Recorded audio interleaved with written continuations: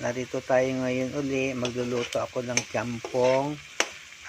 Nag-slice ako ng okot saka dried mushroom. Binabat ko to kasi kagabi. Ayan, ginigisa ko muna. Pagkagisa ko, isusunod ko tong green peas na nilaga ko at saka balatong puting sitaw. Imimix ko dyan para iluto sa kiyampong kasi wala naman akong ibang may halo, kaya yan na lang ihalo ko. Ang kabayanan nyo po yung susunod na step ko po. Samantala ipopost ko lang muna ito. Ayan na po, gigisa ko na po siya. Ayan na po, nilagay ko na po yung green peas na nilaga ko sa kabutong sitaw. Ihalo ko kayo po muna natin. Ayan. Patapos po, titimplahan po natin ng yung nam-nam. Yung parang magic sarap, yan nam-nam na maumarka. Tapos, lalagyan natin itong sabaw mamaya. Lalagyan muna natin yung bigas. Sukain muna natin para magkalasa. Mag-isa mabuti yung green peas at butong sitaw. Ayan. Isusunod na po natin ito, ihalo yung bigas na hinugasan natin para i-mix na dito sa green peas at saka butong sitaw at dried mushroom at dried okwa. Hintayin nyo po paglagay natin.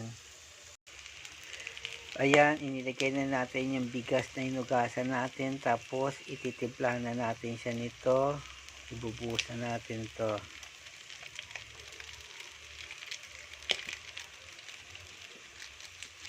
Yan, ilagay na natin siya. Hukayin na muna natin siya para mag-mix yung pinatimpla natin. Tapos lagyan na natin siya ng toyo. Ayan, tansyahin lang natin ang paglalagay ng toyo, baka dumami, umalat. Yung tama lang ang ano niya, pula. Ayan. Tapos muli natin hukayin para magpantay yung bigas na nilagyan natin ng toyo. Ayan na, nag-combine na siya. Igasa lang natin uli para sumiksip yung toyo at saka yung ginamit natin itong nam-nam. Ayan na po. Tapos bubuhusan na po natin siya ng tubig, yung pinagbabara ng mushroom.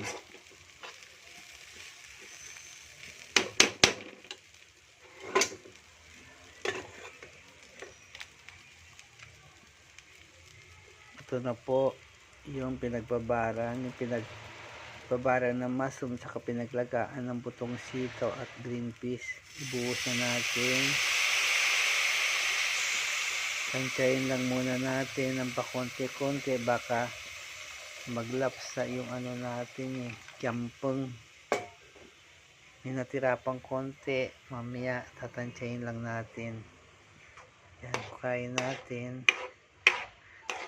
para mag-mix yung lasa niya.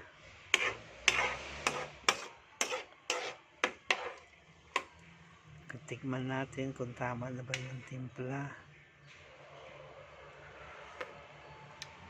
Medyo may katabangan pa.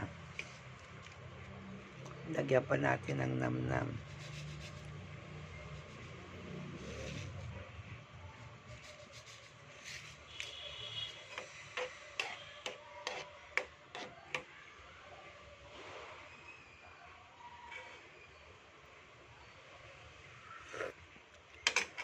Okay na sa timpla. Lagyan natin ng oyster sauce.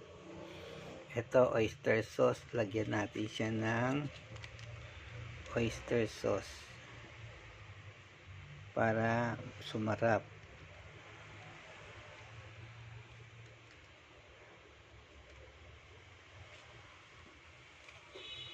ang lasa ng ating niluluto.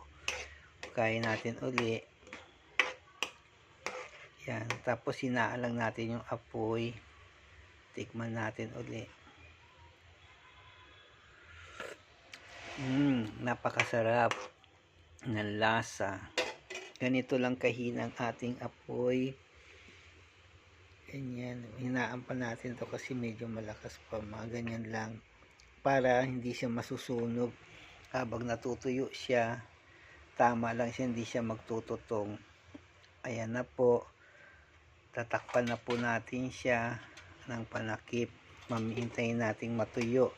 Pag natuyo na siya, hukayin natin isang hukay para yun na sa ilalim mapunta sa ibabaw, yung sa ibabaw mapunta sa ilalim, at maging tama po ang pagluluto natin. Sige po, mamaya papakita ko po muli sa inyo to. Ayan po, bubuksan muna natin, titignan natin. Ayan, at medyo natutuyo na yung sinabawan natin. Pagkatapos ininin lang natin siya para maluto. Takpan muli, silipin muna natin sa, ayan, buksan natin. Parang kulang pa siya sa toyo, dagdagan pa natin, masyado siyang maputi. Dagdagan natin yung timpla natin sa toyo. Taktakan lang natin ng konti.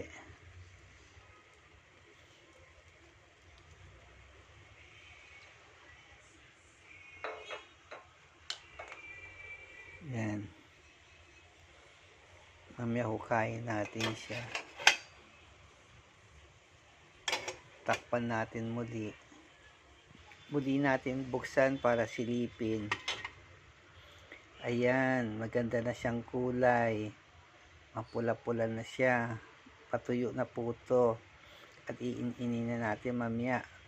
Kukuha na natin ng picture na lang para ipakita ko muli sa inyo kung paano ko niluto itong Chinese kiampong, ha. Muli natin buksan para tignan at ating huhukayin na itong kiampong na to ng dahan-dahan para hindi madurog. Ayan, hukay na natin, medyo dumikit lang ng konti. Ayan, nag-iin-in na siya eh.